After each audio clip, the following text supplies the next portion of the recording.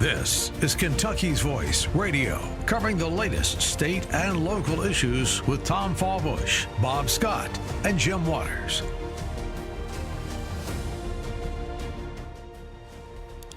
Good morning, Kentuckiana. I'm your special host, Dr. Lance Pearson of the Kentucky Liberty Caucus and the Louisville Tea Party. I'm happy to be with you this morning. Happy New Year. I hope you had a great Christmas. A lot of the last 2 weeks, we have had hosts that have been out. We've been running old programming, so a lot of our staff could have their Christmas and holiday season, so I hope you had a great time, and I'm happy to be back. We've had a very eventful break, and so I'm going to be covering some of that today. First, let me handle some business. You're probably listening to us right now on 970 AM in the Louisville area.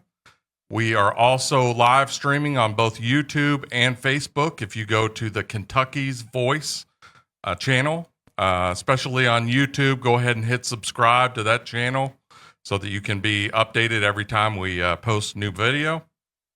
If you want to call in if you want to leave a text message for a question, basically, you can do that at 502-571-0970.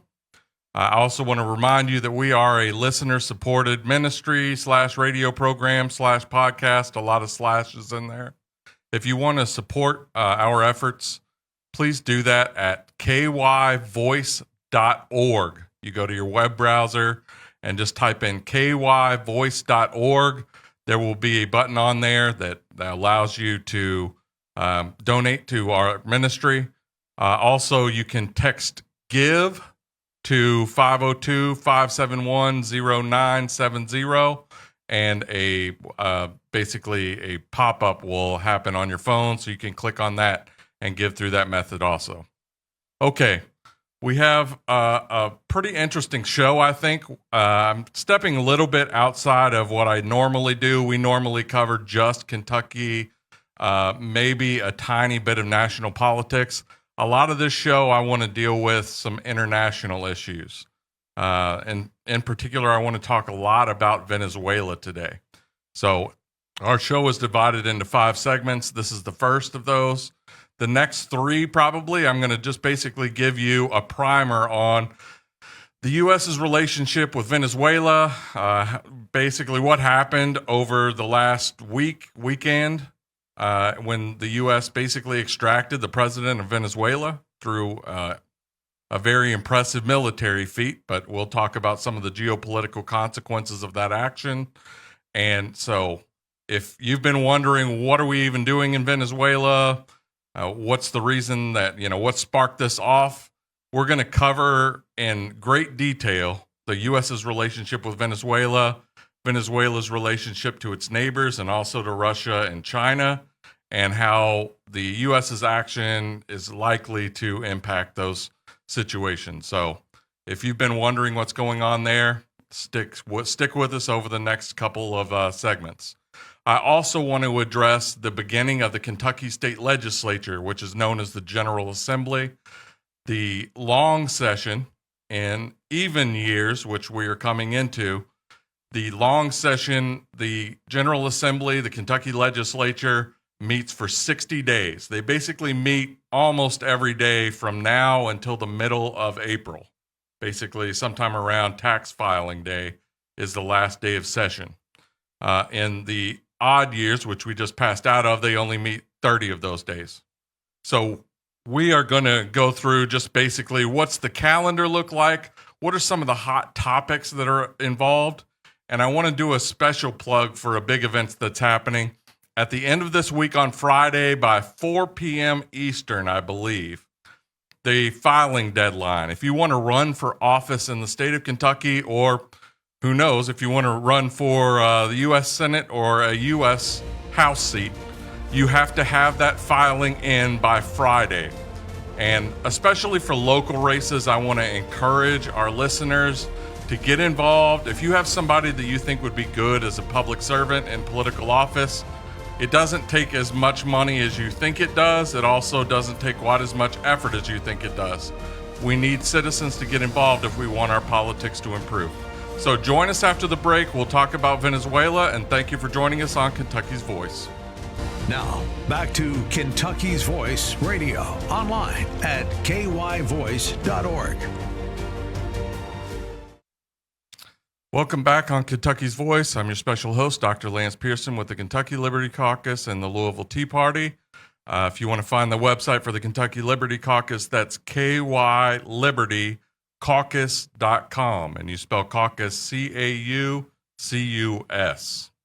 Okay, the next three segments, we're really going to do a very deep dive into the basics of the U.S.'s relationship with Venezuela, the recent action by President Trump and Delta Force and the U.S. military and the CIA and NSA, FBI, basically a laundry list of three-letter agencies were apparently involved in a raid of Venezuela. So let me just start right at the end. What just happened right after the stock market closed, apparently, and that probably was pretty intentional. There was an operation by the U.S. government dubbed Absolute Resolve. So if you want to find out more about this operation, you can go online and search for Operation Absolute Resolve. U.S. forces conducted airstrikes on the Venezuelan military sites. They have one major military base, so there are various bombings by U.S. stealth airplane fighters. That was basically cover for an extraction raid that happened where the president of Venezuela, Maduro, and his wife, whose name is Celia Flores, on January 1st were extracted from a safe house that they were living with, transported to a U.S. naval aircraft carrier, I believe, that was stationed off the coast of Venezuela, and now Nicolas Maduro, the president of Venezuela, is going to stand trial in U.S. federal court for violation of, for basically being a narco-terrorist. This is very similar to a raid that actually happened in 1989. I was a small boy at that point, but I definitely have a recollection of this happening when Noriega was basically deposed, captured, and put on trial in the U.S. through a law enforcement action where basically Nicolas Maduro's 2020, he was indicted in a U.S. federal court for narco-terrorism and drug trafficking.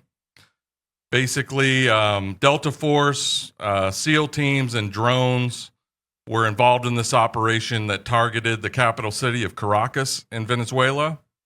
It avoided a full-on invasion, however. This was mostly people flying in helicopters. I don't know, probably a couple of dozen special forces operators from the United States. Killed somewhere between 50 and 100, but if you think of an military operation of this scale, it's an unbelievably small number of people, even Venezuelans, that died in this operation. Apparently, no American troops died in this. So the U.S. military, through incredible coordination and tactical skill, was able to take the president of a hostile foreign country back to the United States for trial. Somewhere between 50 and 100 Venezuelans died, no American troops. So incredible. Maduro, probably in the next year, we'll start to hear how he's being put on trial in New York. Trump justified this as it was a way of ending gang rule of Venezuela. He also pledged that U.S. firms, especially Chevron, who still operates to a small extent within Venezuela now, would invest billions of dollars to fix the oil infrastructure and run Venezuelan oil. So even in the announcements, they took out the pretense that this was just a legal operation. There also was oil as a major component of this. So if our producer can load a clip, this is a very brief summary of what happened, basically what I just said, but with some pretty interesting graphics, and it's only a minute long. So can the producer load that first clip? How do you capture a high-value target when the whole world is watching? You create a masterclass in deception. The CIA set the stage with a single building as bait and filled the sky with 150 aircraft to create a deafening sonic shield for the helicopters to drop Delta forces. F-35s lit up the perimeter, turning night into day. By the time the dust settled, the helicopters had already touched down and Maduro was gone. We'll also look at how the US uses the F-35 jets in its Navy to launch a large-scale attack, all in the video ahead. In the dead of night that is 2 in the morning, the lights went out in Caracas. By 5 a.m., the president of Venezuela was gone. But how US played a deception games. While the whole world were focused on the aircraft carriers in the Caribbean, a shadow war was being fought on the ground. This wasn't an invasion, it was a surgical extraction. We finally have the declassified timeline of how US forces breached the heart of Caracas and extracted Nicolas Maduro. Okay, that's only 1 minute of about a 9 or 10 minute video online. If you want to find that online, you can go on X and search for an account called William Shoko, Shoko. A very recent post will have that 9-minute video. It's fascinating, where they get into all the details and minutia of like the timeline of the extraction and all of the logistic stuff. I don't think it's great for radio, but if you're really interested in that stuff, I recommend you check out that account. Let's do a little bit of a deep dive now into the relationship between Venezuela and the United States. It basically spans over 2 centuries. The United States essentially started in 1776, but you could make the argument it was in 1789 when we finally passed the Constitution that's very similar to what we have right now. Venezuela started as a country in 1835, and the U.S. was one of the first countries to recognize it as its own independent country, independent of colonialism. So the U.S. Relations date all the way back to them. We won't obviously go into all those details. By the late 19th century, basically the late 1800s, the tensions began to rise between the United States and Venezuela over territorial disputes that they had, especially with Great Britain. So Great Britain still controlled some other neighboring colonies, and there were some border disputes. Many people are aware of something called the Monroe Doctrine. The Monroe Doctrine basically said that the U.S. is going to control the political operations that happen in the Western Hemisphere, and that Europe, Asia, Africa, South America, the U.S. needs to have the guiding input on what happens in this hemisphere, because the U.S. is just vastly more powerful than all of the other entities in this hemisphere. The U.S. still essentially holds to that doctrine. Stay out of the Western Hemisphere unless you go through the United States. All right. Now, what makes Venezuela an interesting and valuable entity? Can you load the second clip? This is a great primer from a show called Jack Ryan on Amazon Prime, basically talking about why Venezuela is important for geopolitics. Okay. Well, we'll do that after the break, so I'll just talk a little bit. Can we load the map of Venezuela so we can just talk a little bit about what the country looks like and where the important areas of that country are? So if you're online, you'll see this image, but I'll just describe the most important areas. Venezuela is right at the north of South America.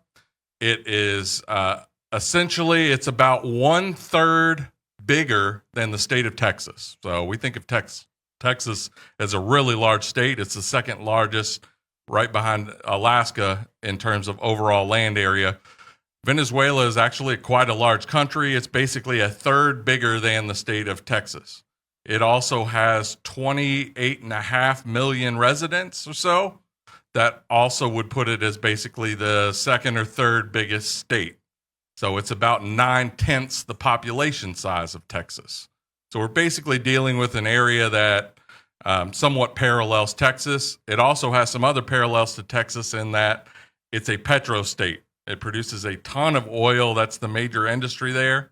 That oil was discovered, I think it was in 1914. So in 1914, enormous amounts of oil was discovered near Lake Maracaibo, which is basically right off of a bay in the north part of Venezuela.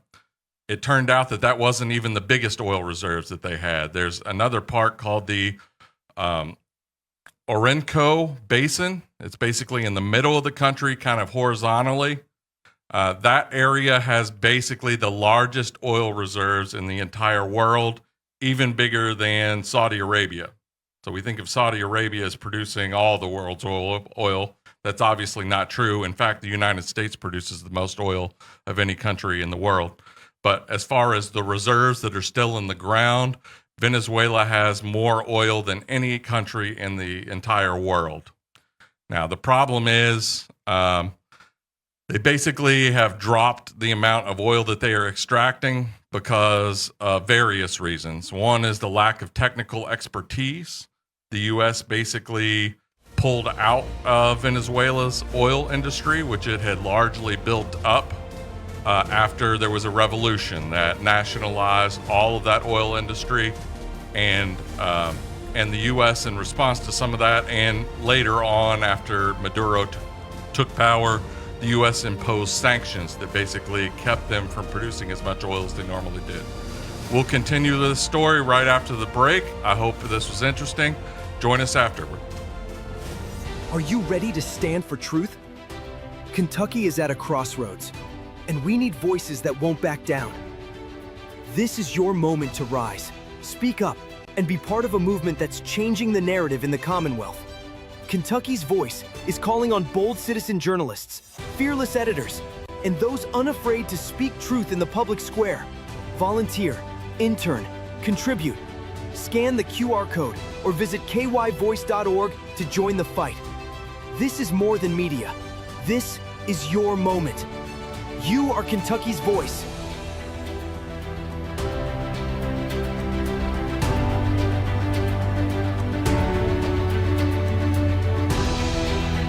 Now, back to Kentucky's Voice Radio, online at kyvoice.org. What would you assume is the most major threat on the world stage? Anybody, just call it out. You don't have to raise your hand. Definitely Russia. Definitely Russia. That's confident. I like it. Who says Russia? Anybody agree with her? Hands? Okay, great. Who else? China. Stop yelling at me, but China is a good answer. Anybody? Who else? China? North Korea? North Korea. Any North Korea takers? And Venezuela? Anybody? Nope. Oh, yeah. One guy in the back. A little worried about Venezuela. Everybody's cool with Venezuela? No threat? Okay. Let me ask you this. Which one of these places can claim to have the largest oil deposit on the planet? More than Saudi? More than Iran? Wow. Okay. What about things like gold? More than all the mines in Africa combined? The fact is that Venezuela is arguably the single greatest resource of oil and minerals on the planet. So, why is this country in the midst of one of the greatest humanitarian crises in modern history? Let's meet President Nicolas Reyes. After rising to power on a wave of nationalist pride, in a mere 6 years, this guy has crippled the national economy by half. He has raised the poverty rate by almost 400%. Luckily for the rest of us, he's up for re-election. So, who's running against him? This is Gloria Bonalde. Now, Gloria is a history professor turned activist. She's running against him on a social justice platform and on the strength of, in my humble opinion, just not being an asshole. Analyst predictions, as of today, have the chances of Venezuela's total economic collapse at 87%. On the news, they'll call it a crisis. But on the world stage, they'll call it a failed state. If you've never heard that term, other examples of a failed state in recent history are Yemen, Iraq, and Syria. And if that's not bad enough news for you, well, Venezuela is also the only one of these places within 30-minute range from the U.S. of next-gen nuclear missiles. You will not hear about any of this on the news because the biggest players on the world stage do not want you to. To them, unstable governments are nothing more than the greatest of opportunities. So, Russia, China, can never be the most major threat until countries like Venezuela leave the door open to our very own backyard. Okay, I hope the radio listeners could hear that audio well, and our video viewers could see the text on the screen for it. Again, that was from a show called Jack Ryan, that basically a show that's a takeoff on some of the Tom Clancy movies. But that background was all about why Venezuela is so important. It has the highest concentration of oil and mineral resources in the world. And so let's not kid ourselves. Oil and access to those minerals was a big part of why the U.S. wants to be involved in Venezuelan internal politics. But the point that was also made in that video is there are some larger considerations. Number one, Venezuela is very rapidly, especially over the last 8 years, collapsing as a country. The GDP in the country, and we'll get into that in just a minute, has dropped by almost 75%. Basically, people are starving in the streets. There's been a huge migration of people out of Venezuela up to the United States. So a lot of the illegal immigrants during the Biden administration especially came from Venezuela. And so a destabilized Venezuela gives access to Russia and China to basically take over those industries and station military assets in Venezuela potentially down the road. And Venezuela at the north of South America is basically a 30-minute missile shot from the southern United States. So there are some bigger considerations that we're going to get into.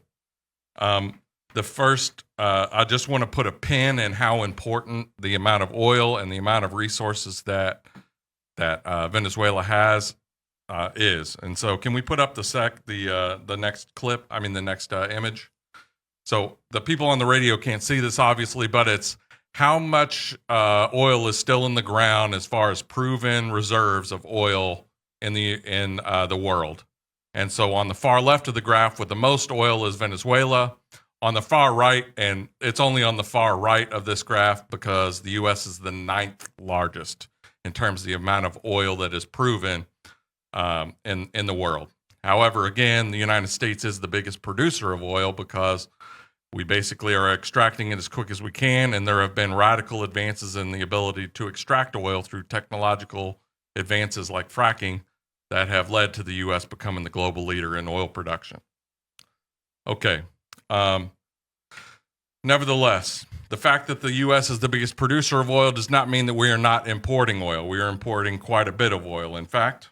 If we can put up the next graphic, there are different types of oil, and most of the oil that comes from the United States is low-density oil that is easy to extract, easy to turn into, gasoline, and therefore it's very easily traded. It's also the type of oil that comes out of Saudi Arabia. So Saudi Arabia and the United States are actually very good at producing low-density oil, what some people would call sweet.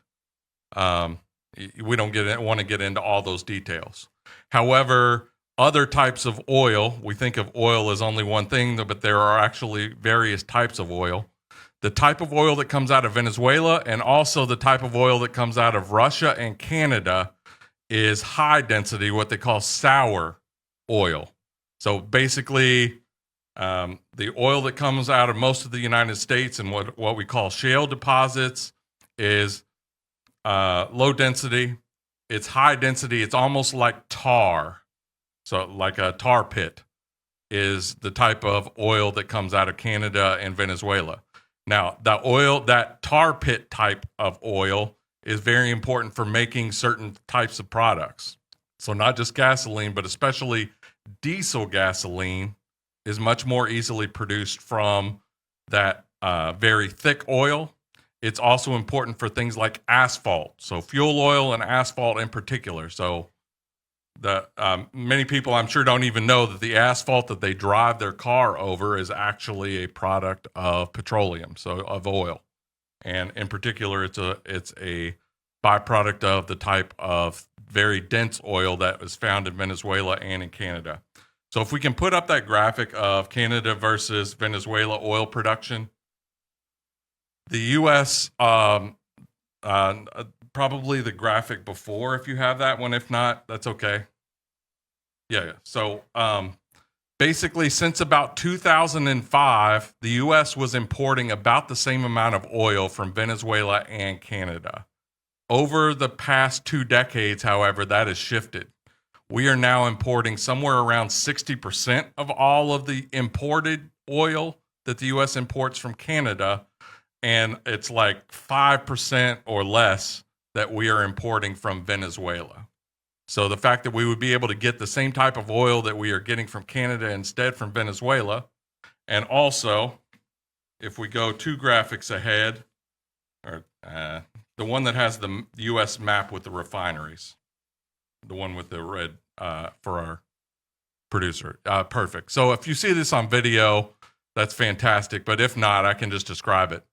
The type of refineries that the U.S. has, the biggest refineries to refine that oil into usable products, if we look at the top 8 refineries in the U.S., one's in California, one's near Chicago, but the other 6 are in Louisiana and Texas, like the Houston area all the way over to kind of New Orleans, the New Orleans area. Those refineries are specialized for processing that heavy, thick oil. And so the fact that most of our refineries that are set up already to process all of this oil, all of this very thick oil, are on our southern coast, very close to Venezuela, rather than being pumped all the way from Alberta and Saskatchewan and Canada all the way down to some of these large refineries, makes it much less efficient to get that oil from Canada than it would be to get it from Venezuela. Okay, so that's some real detail into why Venezuelan oil is so important for the United States. In the next segment, we're going to talk about some of those geopolitical issues, however. It isn't all about oil, and some of that oil feeds into those geopolitical issues. All right, so after the break, we'll pick that up. Thank you for joining us on Kentucky's Voice. Now, back to Kentucky's Voice Radio, online at kyvoice.org. Welcome back to Kentucky's Voice. I'm your special host, Dr. Lance Pearson with the Kentucky Liberty Caucus and the Louisville Tea Party. For the first 2 segments, we've talked about Venezuela. We're going to continue talking about that, but a different angle. So what has happened in the last decade or so that has made the Venezuela situation so much worse? So first, there was a socialist revolution led by a guy named Hugo Chávez. This was about 3 decades ago at this point. He nationalized all of the oil industry for Venezuela, and nevertheless, all the infrastructure was already built by U.S. companies that he seized, and oil was continuing to be produced for quite a while. However, in 2013, Hugo Chavez died, and he named a successor who was then voted into office, and his name was Nicolas Maduro. So if we can put the next chart up, producer. Yeah, so that production graph shows the increase in the production of oil from Texas and this capitalist society, the U.S., and then a comparison for Venezuela. And you can see it by the chart, and I'm just going to describe it for the people on radio.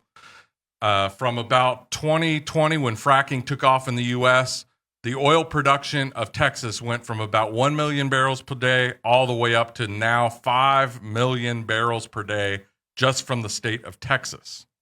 Venezuela, however, was producing during most of the Hugo Chavez era somewhere between 3 million and 2.5 million barrels of oil.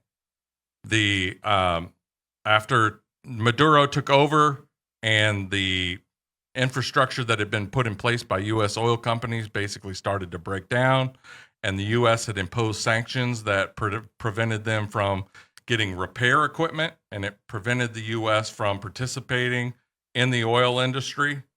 The Venezuela's production of oil has dropped off from about 2.5 million barrels per day all the way down to now around 900,000 barrels. So it's dropped off by more than 70% or so. So now Texas is producing 7 times more oil than Venezuela right now. Now, what has been the effect on the Venezuelan economy? So in our next graphic, we'll see the decline in GDP. And so if you're online, you can see this graph. You'll see that basically the GDP per capita, basically how much money is each person in Venezuela producing. This isn't necessarily how much salary or intake each person gets, but it's a proxy for that. So in 1944, the per capita GDP was about $5,000 per person in Venezuela. That's right after World War II. As the oil production ramped up, that GDP per capita actually got up in sometime around 1980, all the way up to about $18,000 per person. It was one of the wealthiest countries in the entire world. Hugo Chávez took over. There was somewhat of a drop, but it stabilized at somewhere around $14,000 per person. This is all adjusted for inflation, by the way.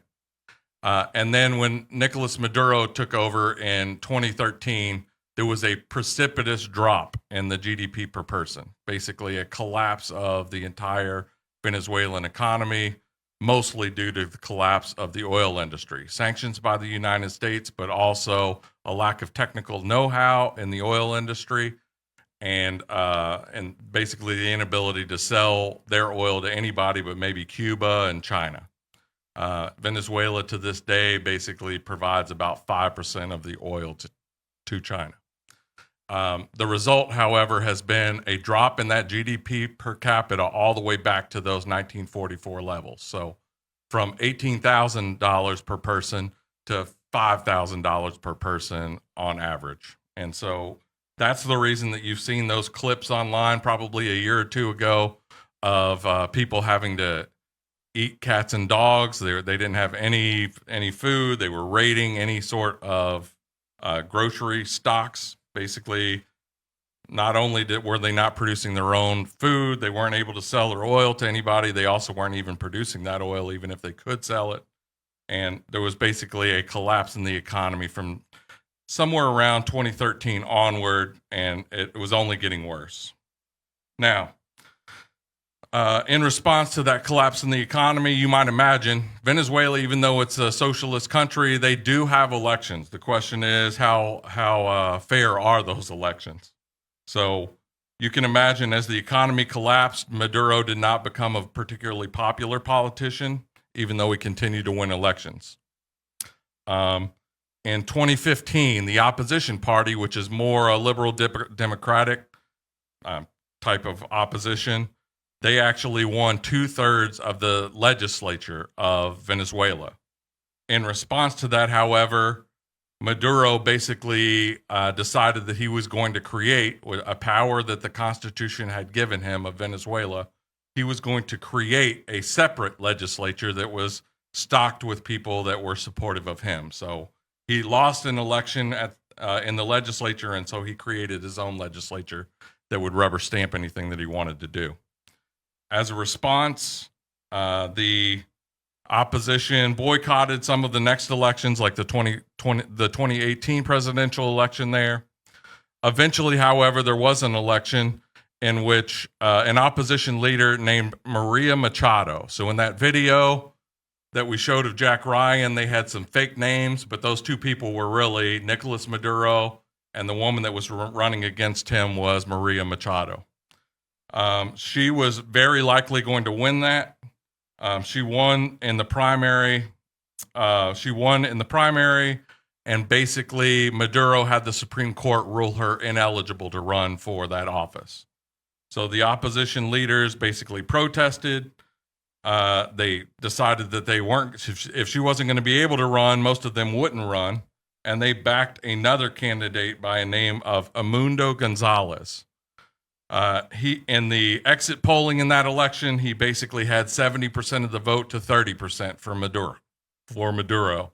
However, Maduro controls who counted the votes. And so the end of that election was 51% of people were counted as voting for Maduro, and basically a completely corrupt election where everyone knows that the opposition leader had about 70% of the votes. And nevertheless, the official story from Maduro was that he got 51% of the votes. All right.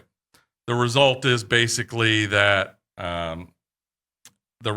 most of the Western world basically did not recognize him as the legitimate leader of Venezuela. Nevertheless, there was some loyalty there from the Cuban officials that had basically taken over security of Venezuela, and also from the Venezuela military. So there was not a violent uprising, or at least not one that was that could plausibly have taken Maduro out of power in response to that stolen election. All right. Since that time, Cuba in particular has solidified its more or less control of Venezuelan politics. In order to provide extra security, Maduro made a deal that he would provide oil, about 100,000 barrels a day, I think, to Cuba. And Cuba would provide for security forces to basically protect him and keep him in power. And also to have the technical expertise. They also provided doctors, various other experts to keep the society running, at least at some level. And so most of the people, so in the streets, you aren't seeing rioting, even though the president of Venezuela has left. And that's because most of the people that are actually running the country are still in place. They're mostly Cubans that have taken over most of the infrastructure, the electoral and political infrastructure of Venezuela. All right. Another interesting little note is that when the U.S. actually did make their extraction of Maduro, there was a Chinese delegation on the ground. They had actually come in to talk about probably some oil deals in Venezuela. And my suspicion is that that was not a coincidence, that the U.S. basically did not want China involved in getting the Venezuelan oil supply to be dedicated to China, and therefore they went and took out the president of Venezuela so that China was not able to make a deal for, continued military and defense support, as well as the ability to buy more oil from Venezuela. Okay, so a lot of details there. What are the real political impacts of this? Well, number one, it remains to be seen what the fallout on the ground is going to be of the internally recognized president of Venezuela being taken out and replaced. What we can anticipate is that the U.S. currently has warships right outside Venezuela that is preventing any unsanctioned oil from being exported from Venezuela. That's going to hurt Cuba. It's also Cuba's economy in particular. It's also going to start to minimize the importance internally of those Cuban political figures that have been imported into Venezuela, because Cuba is not going to have the money to basically be backing all of that political infrastructure. There are also close ties between Colombia and Venezuela. Venezuela has provided oil and money to Colombian and Bolivian left-wing militias and also left-wing political figures. They also have propped up some of those governments. So we can expect that those alliances are going to bring. If over the next decade the U.S. does get Venezuelan oil back on the market, it's going to be a competitor for both Canada and Russian oil, which is of a very similar type. So if Russia does not have as much money because they are not one of the only two, they're now one of three producers of this heavy petroleum, it's going to minimize Russian influence. In the short term, also, there are huge gold reserves, both already mined and in the ground. So you can expect that the U.S. is probably going to be involved in extracting some of that gold as well. So the upside is hopefully that we have a world in which China and Russia are minimized, as well as Cuba, Bolivia, and Colombia. All right, after the break, we're going to get into some local politics. Join us then. Kentucky's Voice is your home for real news, real people, and real answers. But we can't do it without you. Your financial support helps us bring truth to the forefront, hold leaders accountable, and give a voice to the people of the Commonwealth. Join the fight today. Give online at kyvoice.org or text KYVoice to 53555. Every gift makes a difference. Stand with us. Speak up. Stay strong. You are Kentucky's voice.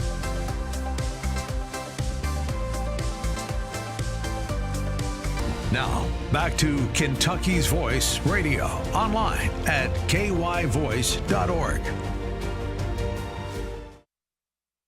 Welcome back to Kentucky's Voice. I'm your special host, Dr. Lance Pearson. Over the last 3 segments, we've been talking some international politics.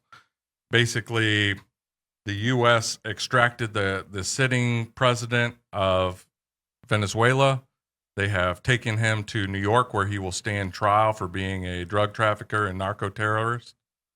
The actual raid was an incredible feat by the U.S. military. It's actually unbelievable that no more people were killed and not a single American soldier died in this extraction operation. It's also a statement of the incredible military superiority of the U.S. Military. The Chinese had provided basically radar in order to have an early alert that U.S. fighter jets were coming in to bomb Venezuela, and apparently none of those jets were picked up by that Chinese radar. So it may be an indication that the U.S.'s technological supremacy on the military front is greater than what we had suspected. Okay. So I hope that the last 3 segments, which were very dense, we were talking about a lot of details about Venezuelan and American relations and Venezuelan relationships with China and Russia and Cuba, and even a little bit about Colombia and Bolivia, and what a destabilizing influence and possible enhancement of U.S. influence over Venezuela politics is going to result from this. So yes, I would even summarize it as, yes, it is largely about oil and also the other minerals that are very dense, like iron and gold, and there's also rare earth elements that are all over Venezuela. It's very rich in natural resources, and yes, pure money and being able to have access to those economic factors is very important. But those also have geopolitical consequences, and hopefully we touched enough on that you, at least if you're interested in that, you'll know what to look for, and some of the relationships that you want to explore otherwise. What might happen over the next year or 2 years as the U.S. Figures out what they're going to do with Venezuela, and who's going to be running Venezuela, all of those issues. Now, we want to transition far more local. As interesting as international politics are, and hopefully you gained a lot from our discussion of Venezuela, the state legislature, which is known as the General Assembly, is starting tomorrow. Tomorrow is the first day of the 2026 regular session of the Kentucky General Assembly. They will meet for 60 days between now and April 15th. They are off for a few holidays, mostly on Mondays. I think Martin Luther King Jr. Day, President's Day, sometime in February. There may be another day off, but it's pretty much Monday through Friday from now until April 15th, tax filing day. They're going to be meeting in Frankfort. So the first detail is, where are they actually meeting in Frankfort? The Kentucky Capitol, where they normally meet, is actually closed, and it will be closed for the next 4 or 5 years. And that's the government estimate, so it may be even longer than that, and it may cost more than what they are projecting. I believe the current estimate is $270 million to renovate and basically bring our beautiful Kentucky Capitol, it is beautiful, up to snuff. Basically, they haven't had major renovations for many, many decades and whatever. Now, in order to have a place to meet, they actually built an extension to the building right behind the Capitol, which is called the Annex. They added on what looks like, I would say it looks kind of like mobile homes that are attached to the side of the Annex. I'm not a big fan of the design, but it's utilitarian. They apparently have chambers for the Senate and the House that are separate in that building. What they do not have is a gallery. So if you want to go and observe in person the operation of the Senate or the House on the floor, you will not be able to do that. My understanding is that there will be closed caption televisions and there will be rooms that will be dedicated for people to watch those closed caption televisions in the annex. Now, most of the nuts and bolts of what actually happens in the legislature happens either behind closed doors that you're not privy to, basically legislators writing bills with the legislative staff, or they are discussing the implications of bills and how the bills might be improved during committee sessions. Those will remain unchanged. All of those meetings happen in the annex building itself. I encourage you to go to those things. Let's go ahead and put up our last two graphics. These are mostly going to be good for people that go to our YouTube channel or our Facebook, and they can pause it and they can look at the general schedule of which committees are going to be meeting on which days. I know a lot of people are interested in educational, K through 12 education, and also they're interested in post-secondary education. So I do want to emphasize that every Tuesday, probably not this week, but it wouldn't surprise me if next week they start having lots of committee meetings. Starting next week, every Tuesday at 8 a.m., they will have the Post-Secondary Education Committee meeting in the House. And then on Wednesdays at 8 a.m., they will have the primary and secondary, so K through 12 Education Committee meetings. Those tend to be really interesting. So if you are looking at our podcast, go ahead and pause that and you'll see a schedule. I'm not sure that it translated as far as the Thursday meetings, but some of that is on the schedule as well. There we go. Thank you, producer. The producer just zoomed out so we can see the full thing. And so on Thursday, the Unified Education Committee meetings will be happening from 10 to 11 in the Senate. So the House has their own meetings. The Senate has their own committee meetings. If you are really interested in speaking on any of the topics that are part of legislation, figure out which day. You have to stay kind of up to date on what bills are going to be discussed in every committee meeting. But you as a citizen have every right to go and to speak and address the committees of the House and the Senate. You can actually talk on camera, on KET, to your legislators and voice your concerns or voice the improvements you want to see, or even just voice your support. Basically say, I think this is a great bill, and I hope that all of the legislators support it.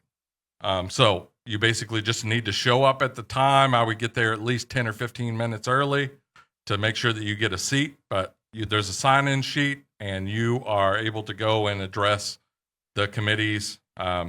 Sometimes they limit the time to like two or 3 minutes on topics that are, if they have a packed schedule or there's a lot of people that are signed up to speak. But I encourage you to go ahead and utilize that ability to participate in your democracy and in the legislative process.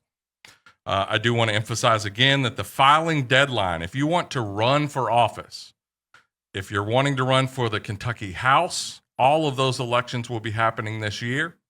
And so figure out who your current legislator is, see if they're running again, but whether they are or not, you are able to file and run in the primary. And if you are able to beat that person, if you're in the same party, or if you're able to beat them in the fall, in November, when you come for the general election, it doesn't cost as much money as you think.